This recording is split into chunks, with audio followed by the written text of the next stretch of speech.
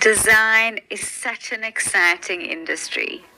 When it comes to design, you are not creating something just for the sake of creating, but you should always have people's needs and intentions in mind. This is all written in the principles and the core values in design. When you know and have a grasp of the basic design principles, you're able to transform any space to look amazing and work effectively.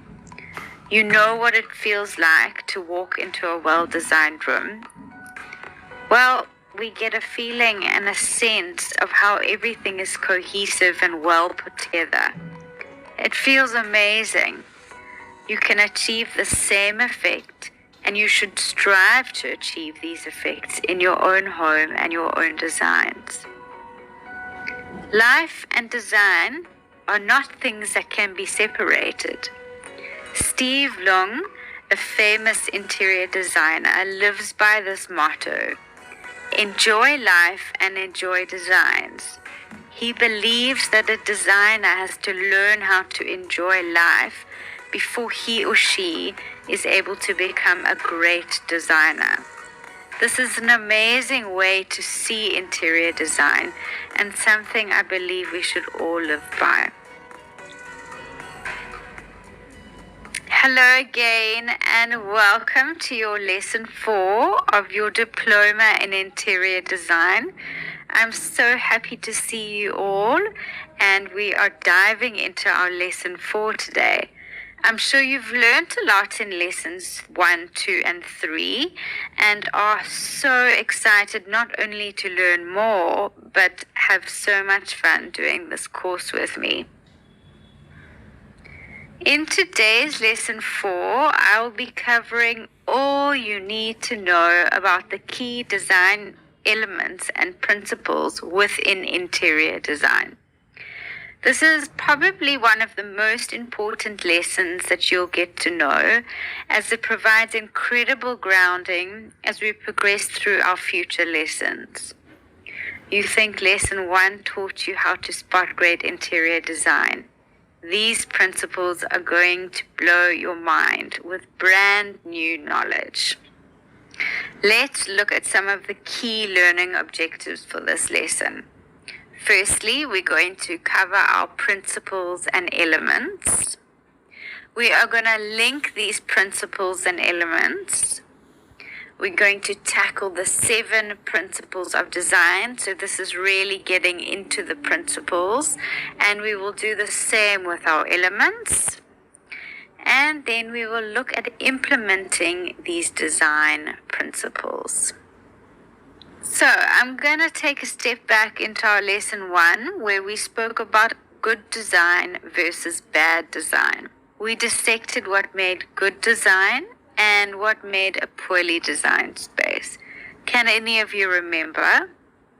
Well, when it comes to architecture and design, as we know, a badly designed space is not easy to avoid. And therefore the focus on good design and well-planned spaces are so imperative. So now knowing the importance around a well-designed space, what do we think our recipe is for a well-designed space?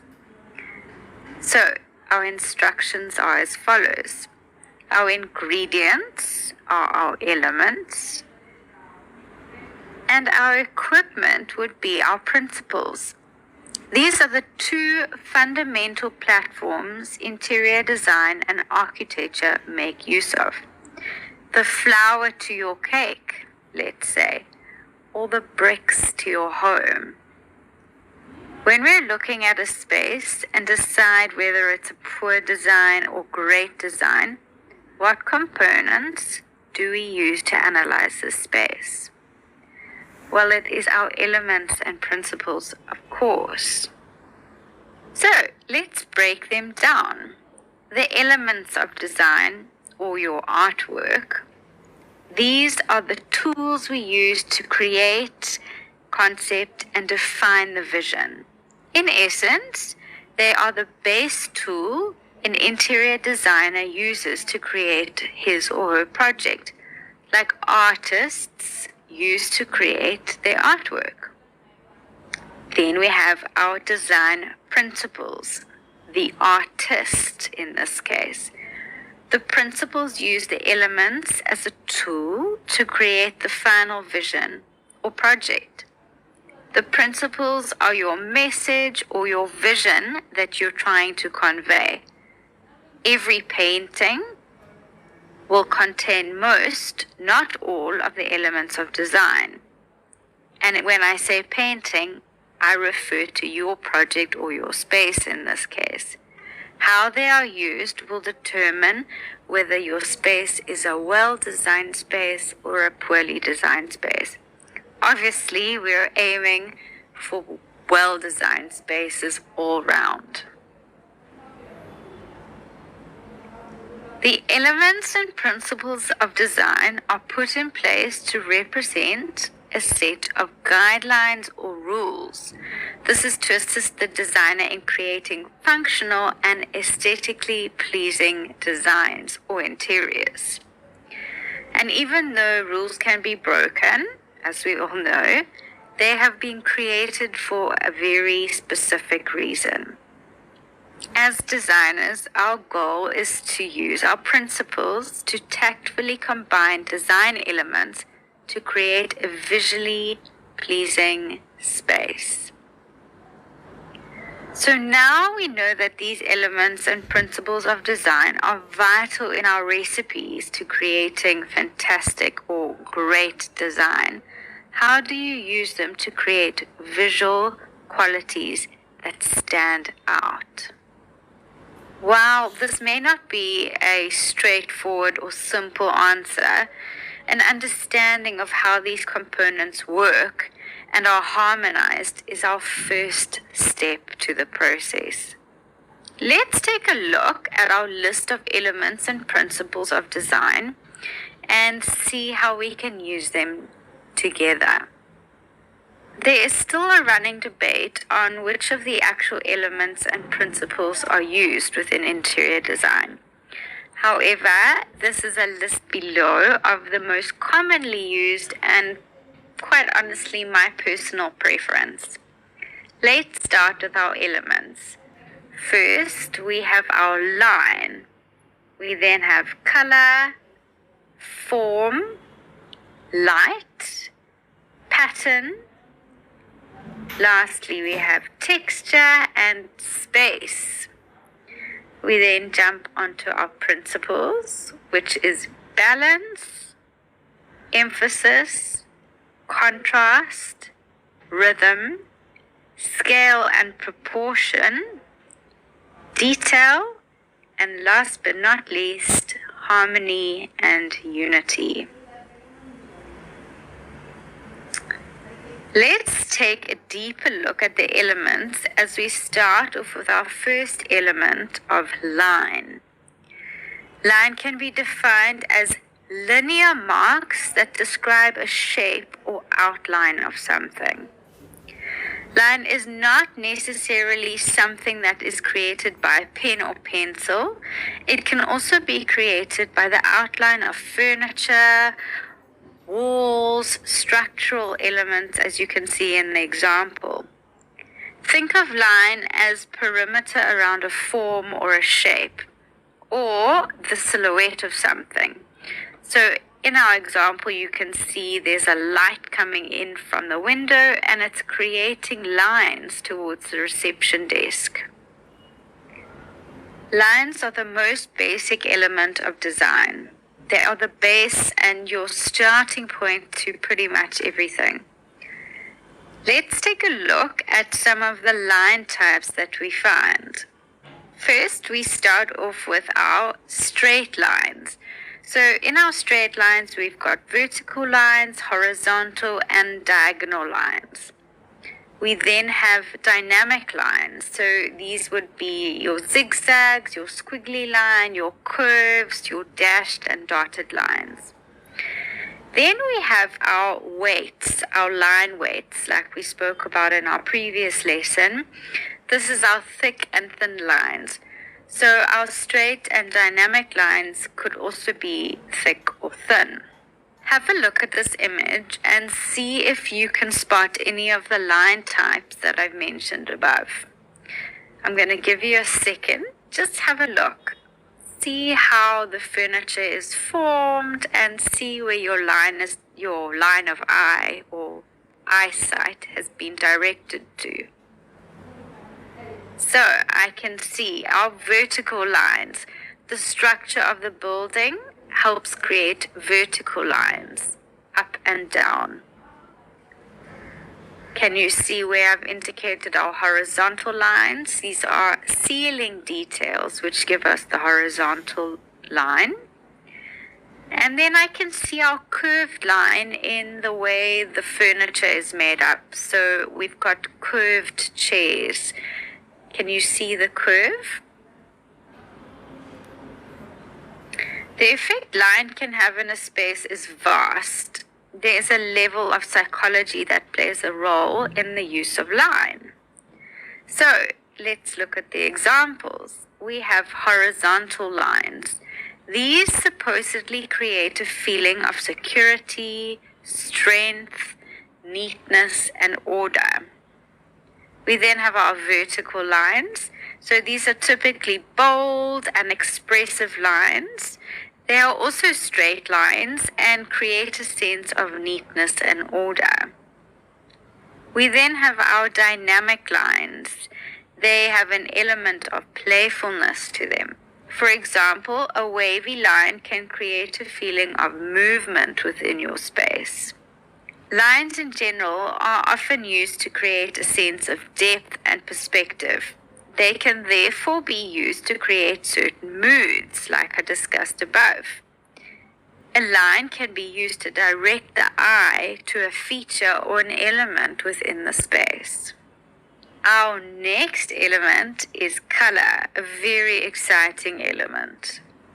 Did you know that color can change the entire mood of a space? This makes color an element that requires a lot of thought before application. Do you know what emotion the color red gives off? I'm going to give you a moment. Pop your answers into your Morpheus text box.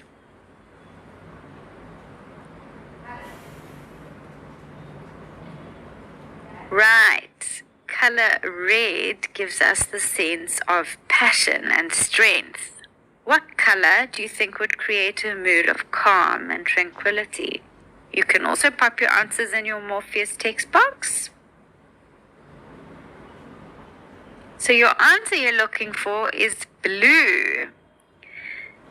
Lastly, we're going to look at the color yellow.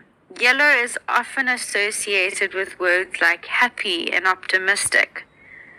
We need to consider the sort of energy that we want to achieve in the space when we're thinking about color, rather than picking the color that we prefer for the space. Simple tricks like changing the hue or saturation can automatically change the mood and feeling within the space. Did you know that color has different properties? Let's take a look at some of the properties. Firstly, we've got hue, saturation, and value. So our hue refers to the name of the color. So for example, red. Red is the hue of red. Then we look at saturation. This is the intensity of the color. Value is the lightness or darkness of the color. So which side of the black or white spectrum your color falls on. Color is going to be covered in a lot more detail later in this course, but just to familiarize you with the basic theory of color, we've highlighted hue, saturation, and value. So these terms you will not be lost with as we progress into the lesson. Our next element is form. Form is when lines of the space come together in three-dimensional way, adding your depth, your length, and your width. Form is an element of interior design that gives us depth within the room. Form can also have psychological aspects to it in the way that you can make a space feel masculine or feminine. Form can usually be described as either geometric or natural. So we get geometric form or natural form. Geometric refers to the hard lines and square edges, often looking at man-made objects, while your natural forms relate to more organic shapes that seem to have been created by nature. So, for example, a leaf design on a cushion or a floral design on a wallpaper. Let's have a look at these two examples. Can you tell me which of these spaces feel more masculine or more feminine to you? You can pop your answers in your Morpheus text box. I'll give you a second. So your left-hand side image is a more feminine space, and your right-hand side is your more masculine. So this is not because of the color that's been used in the space, but rather the shape and the form that has been used.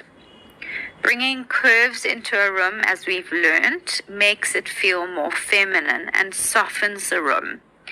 Having lots of boxy square forms, as you can see in your right-hand image, would make your space feel more masculine. This is emphasis on the strong linear lines, so curvy and soft lines, feminine, and strong, hard, rigid lines, more masculine. The next element we look at is light. This is possibly one of the most important elements as it affects the way we perceive color and texture. Have you ever cringed at a photograph that was taken in bad lighting?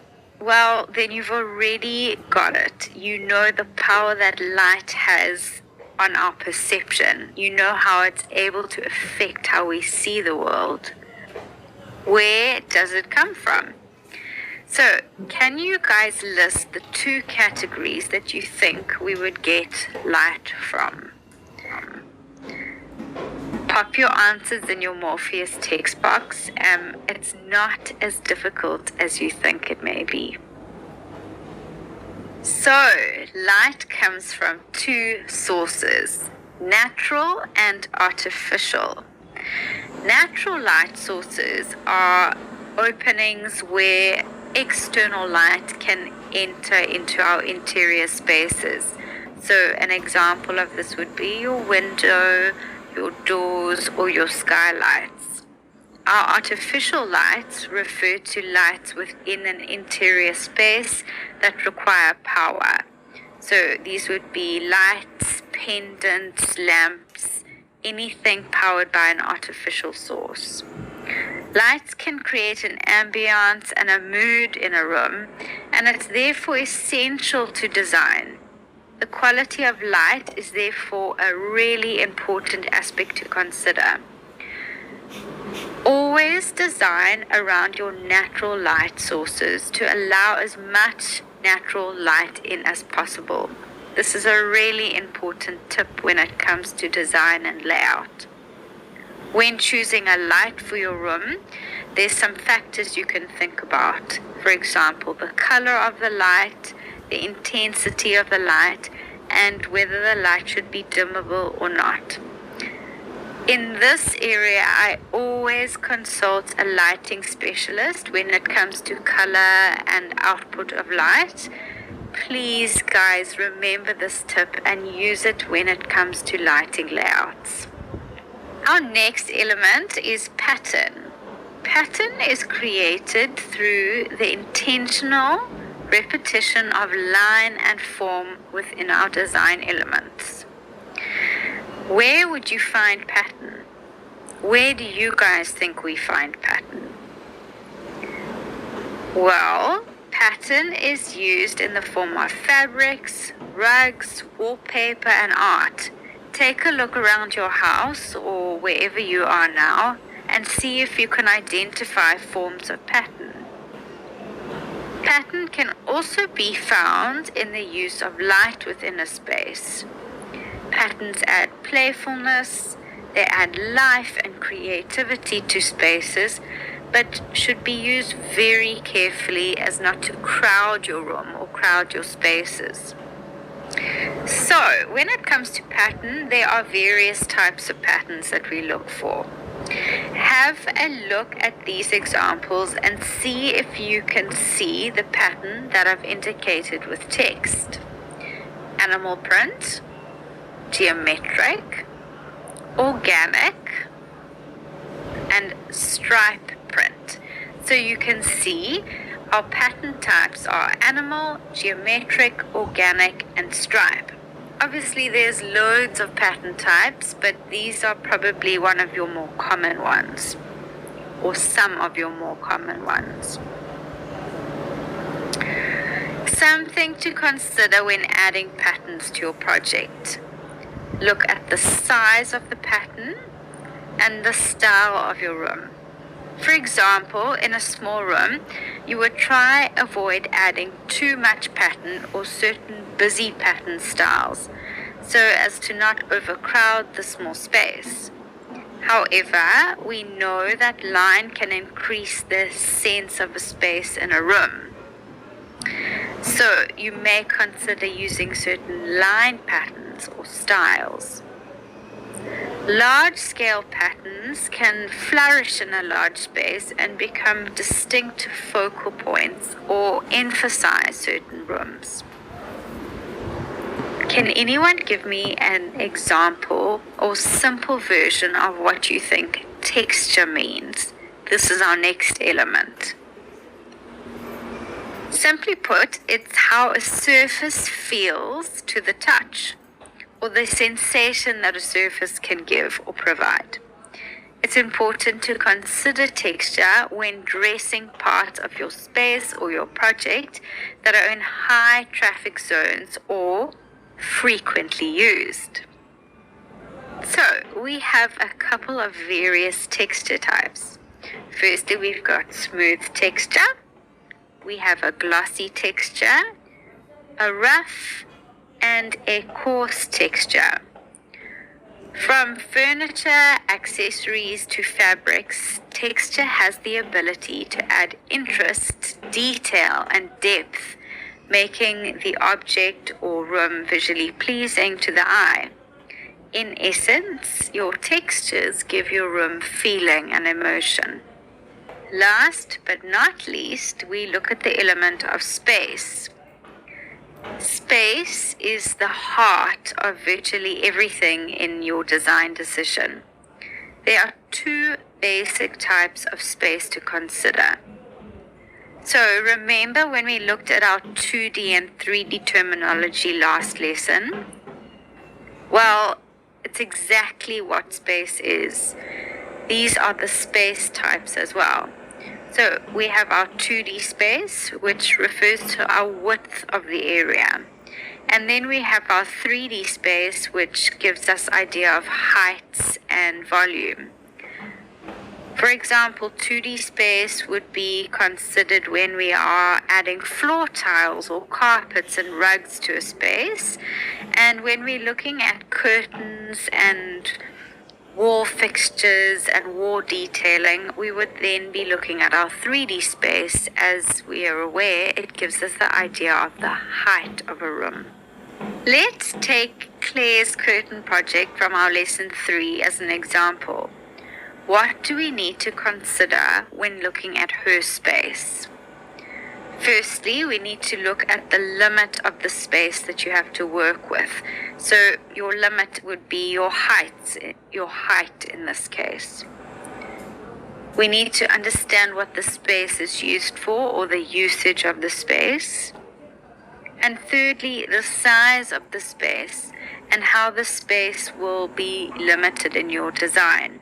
So here we would look at our 2D space as we would get an idea of width.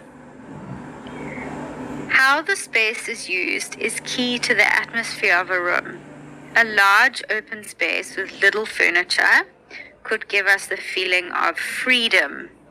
However, it can also give us a feeling of loneliness and bareness. So the way you place things within the space is imperative. Before we carry on or get any further, I just want to give you a little sneak peek into what you can expect for lesson 6.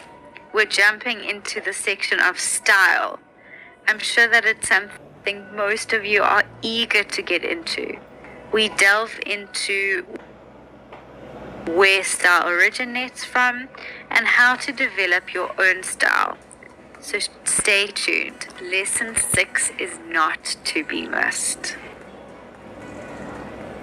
Don't forget about our AI bot, Morpheus. Morpheus is here to assist you in answering all of your questions. Please interact with Morpheus as it's a great way to learn. You can also rate your interactions with Morpheus as it helps us to improve our answers. And since Morpheus is your AI bot, he will learn from your ratings and become even more intelligent. Don't forget that you have access to your summary notes to recap the lessons once you've completed each lesson. You'll be able to access your summary notes and webinar slides from your course page under your toolkits. These are going to come in really handy for you when you get your assignments at the end of the module. Then we have your lesson quizzes.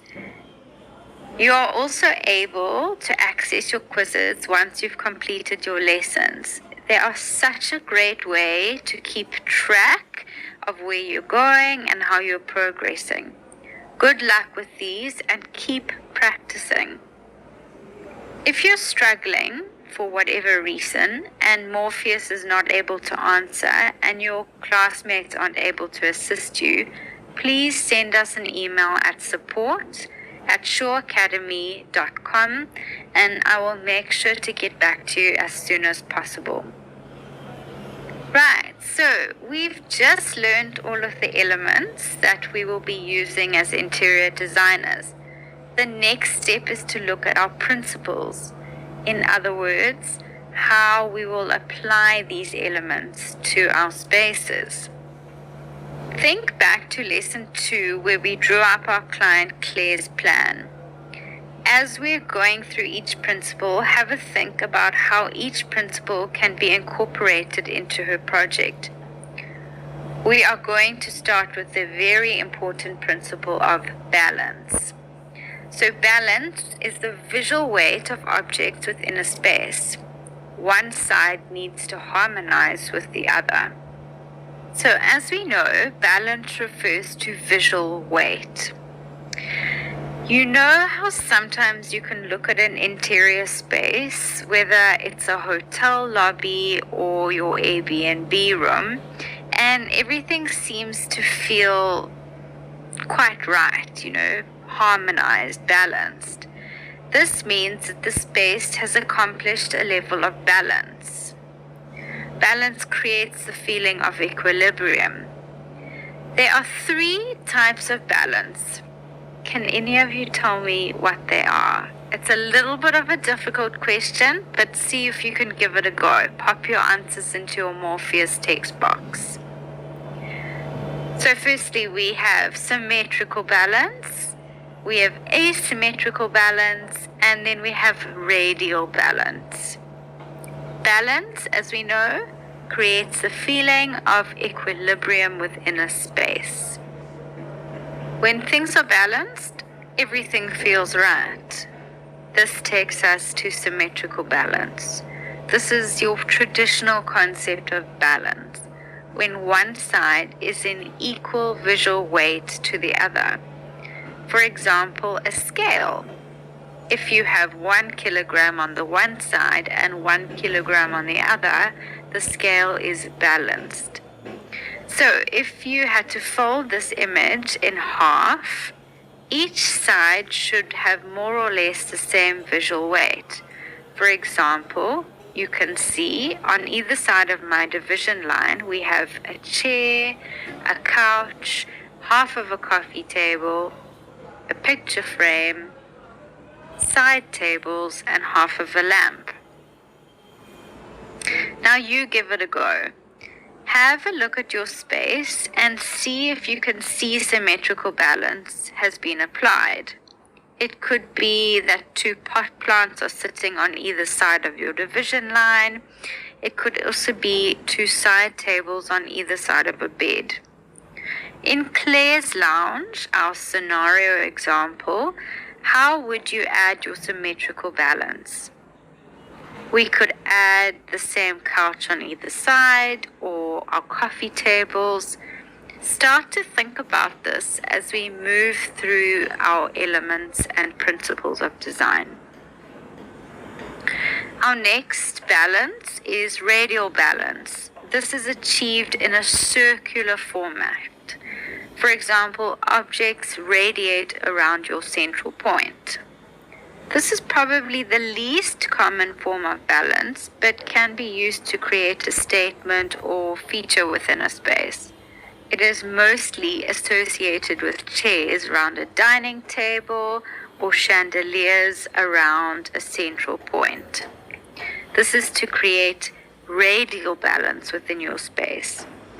The first impression of this type of balance should be that every other element seems to radiate in a circular symmetry around a focal point.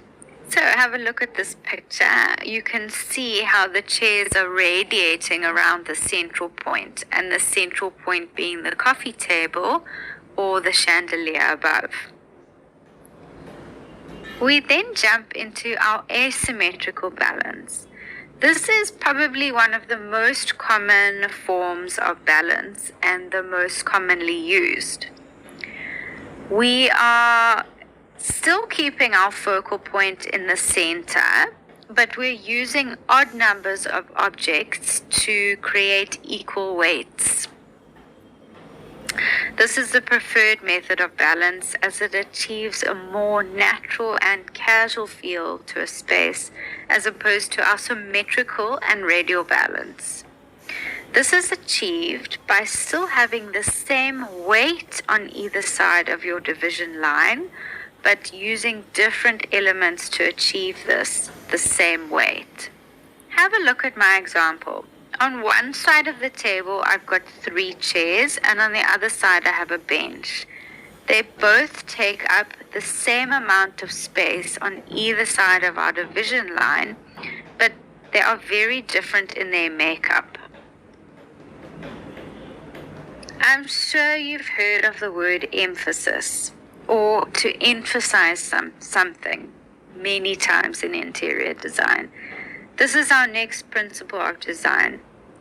Emphasis. The concept of emphasis in interior design is to draw attention to a focal point or an object, an artwork on a wall, or a feature furniture piece within a space that needs to grab attention. Once you have your focal point, you will use your principles of balance to ensure that you've emphasized the object, but the room has still achieved a sense of balance. So we use a variety of our design principles to apply emphasis to a space. Can you guys list some of the elements that you think we would use to emphasize a space? I'm going to give you a second or two. Pop your answers in your Morpheus text box. Just to list a few, we use color, form, pattern, and texture. These elements that you use to apply emphasis to a focal point within a space need to take visual priority within the space. That is the meaning of emphasis, the visual priority that something takes. So emphasis can be achieved in 2 ways. Firstly, we have emphasis through design elements, and then we have emphasis through placement. So emphasis through design elements are items such as emphasis through light and using color to emphasize certain objects. Emphasis through placement is using objects and structure to emphasize certain aspects to the room. It's the way you position your intended focal point within the space, and it probably takes the most consideration once you get to emphasis of placement. Having a thorough knowledge of your design elements and principles will make your process of interior design and designing more efficient and more effective. I'm sure the word contrast has come up many times in your everyday lives. This brings us to our next principle. Do you know that we utilize contrast as one of our design principles? Contrast essentially means opposing elements that are put together, objects differentiating from each other, or could be through color, texture, light, size, and many more. We could actually make use of all of our elements to create a sense of contrast, but I'm going to show you how to create contrast with these few below. Firstly, we're going to do it with space, form, and color. Firstly, we'll start with space, playing with different sizes to create contrast. Then we will use form, using different shapes to create contrast. And then we will use color, opposing colors. Can you see in the image on the screen how we've created contrast of color by adding darker shades onto a lighter surface?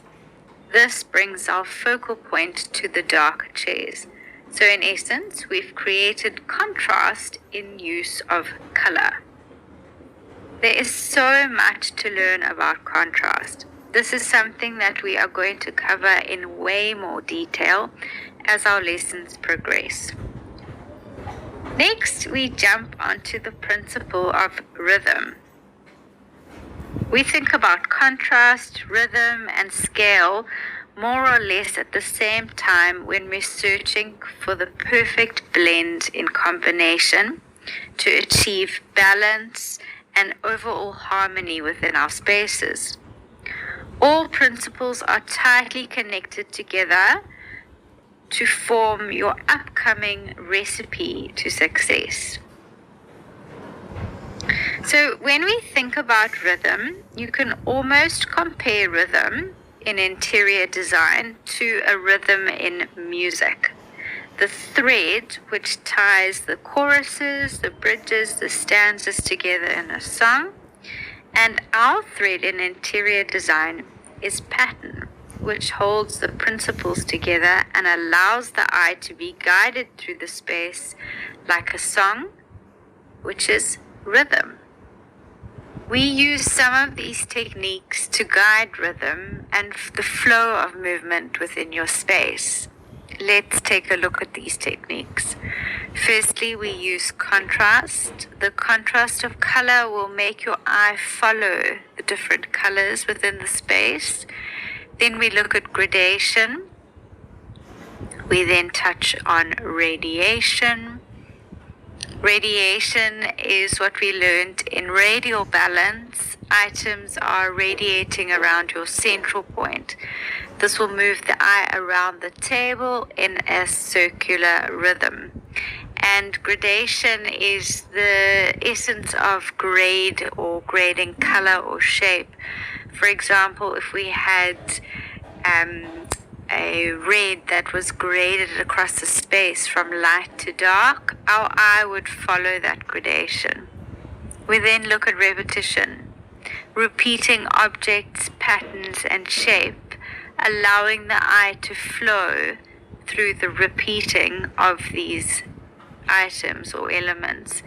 As you can see in this image with the timber slats, we have used timber slats repeatedly across the line of the hall. This takes your eye right from beginning to end of the hallway, following the repetition or rhythm of these slats. So, just a word for the wise and a tip for all of our budding interior designers. Do not use all of these techniques at once. Pick 1 or 2 per project. We don't want to overcomplicate your spaces. Our next principles we jump into are scale and proportion. What is scale? Scale is the size of the object in relation to the other, and our proportion is the relationship of the size between these 2 objects. Proportion refers to the general size relationship between the objects and between the difference of these objects. So if you look at this image, can you see the fireplace and the light fitting in the room has been correctly proportioned to the size of the space?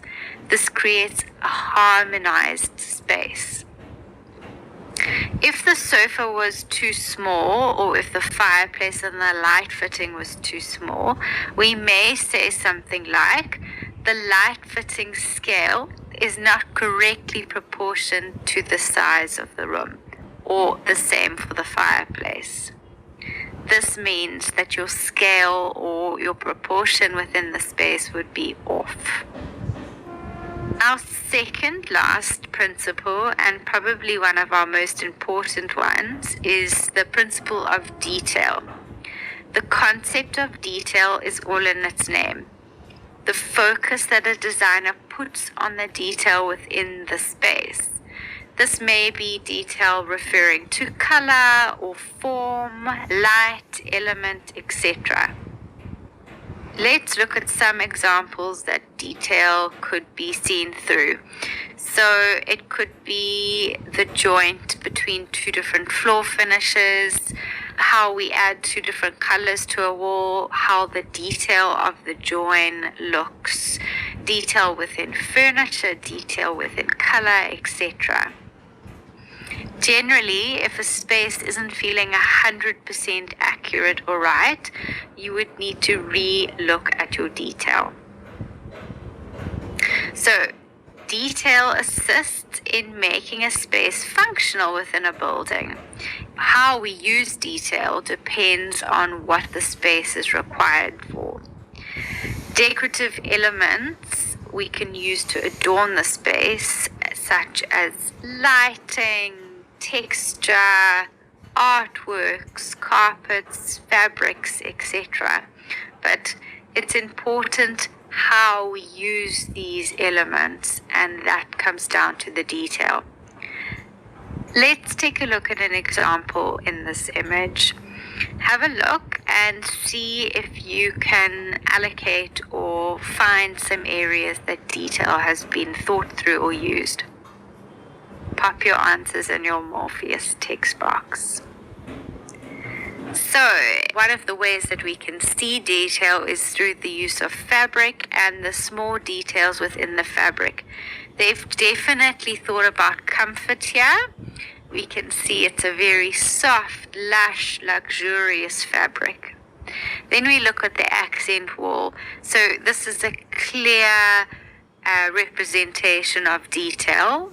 We can see that the detail comes into the fact that they are wanting to create an accent wall. They've added different levels of depth and height and texture to the space. And so this is obviously detail allocated to a reception area, an area that the designer is wanting to make the space feel lush and beautiful and comfortable. Our final principles, harmony and unity. So they sound very similar, but actually play very different roles in the way you experience the finished space. Unity is when similar elements are combined together. this will create a feeling of calmness, peace, and harmony. For example, two textures are combined and united in color, create a unity. Harmony is when things seem to belong together. For example, a harmonious space seems to contain everything that pretty much works together perfectly. Everything just feels right. So these principles are feeling principles. The end result is pleasant and everything is exactly where it should be. Harmony and unity create a sense of cohesion, which helps people recognize pattern. So we come to the exciting part of the lesson, our challenge. So in today's lesson, we learned all about our principles and elements of design.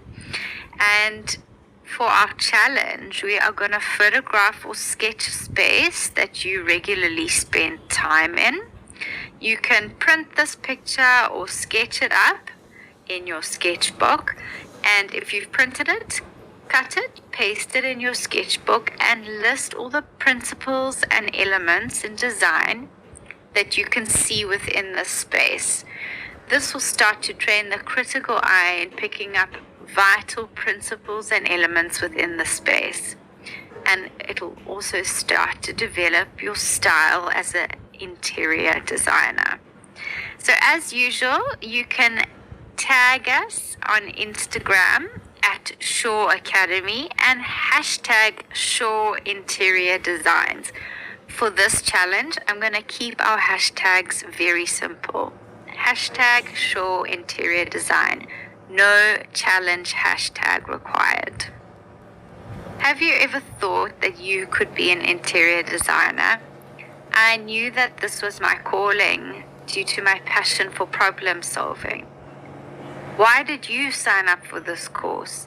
I want you to think about this for a second, and if you feel like it, please share your answers with us. My job is to provide you with the fundamentals of interior design and the interior design world. At the end of this course, you should be able to successfully turn your learnings into your very own interior design projects. So let's quickly touch on our skill progression thus far. So we've really excelled in our critical thinking, and we've really grasped the concept of sketching and understanding sketching through critical thinking. Our elements and principles of design have been thoroughly covered, and we will continue to do so as our lessons progress. Our presentational design we've touched on slightly when it comes to sketching, but we are going to build on this as we develop our skills. And our professional practice we've touched on as well, and you've heard a couple of terms that I've used, but these are skill levels that we are going to tackle in your modules 3 and 4. And last but not least, our computer-aided software. So I have mentioned a couple of the computer software that we would be using, for example, AutoCAD, SketchUp, and Revit. So your understanding is starting to build, but we haven't yet been able to apply or execute these skills. These are definitely going to come into play in your modules 3 and your modules 4. So remember, all your summary notes and slides are available in your toolkit and would be really worthwhile to keep at a resource at your fingertips beyond this course. So these will only become available to you once you've finished your lessons and after you've attended and caught up all your classes. This will also help you prepare for your first assignment. So this brings us to your assignments. I strongly encourage you to complete the end of lesson quizzes as well as your weekly assignments, as they are only going to prepare you for your final modules and your final assignments. They are available on your course page as well. Enjoy them. They are going to help you grow and develop your interior design knowledge. Before we end off today, I want to remind you that these are brand new courses, hot off the presses. As you know, with these courses being brand new, we may run into a few delays along the way. We are working as fast as we can to ensure that you're able to continue on your path to becoming interior designers. If you run into any delays, why not sign up for one of our other courses in the meantime? I have suggested starting your own online portfolio, so getting to know your social media and marketing course may be a good one to start, or marketing and branding if you're wanting to start your own interior design business. Remember that you have access to all of our courses at no additional cost, so feel free to check them out if any of them interest you or tickle your fancy. And with that, we have finished our lesson 4 in elements and design principles. I hope I've managed to inspire you through all of this exciting knowledge, and I cannot wait to see you for our next lesson, a perspective view. See you for lesson 5.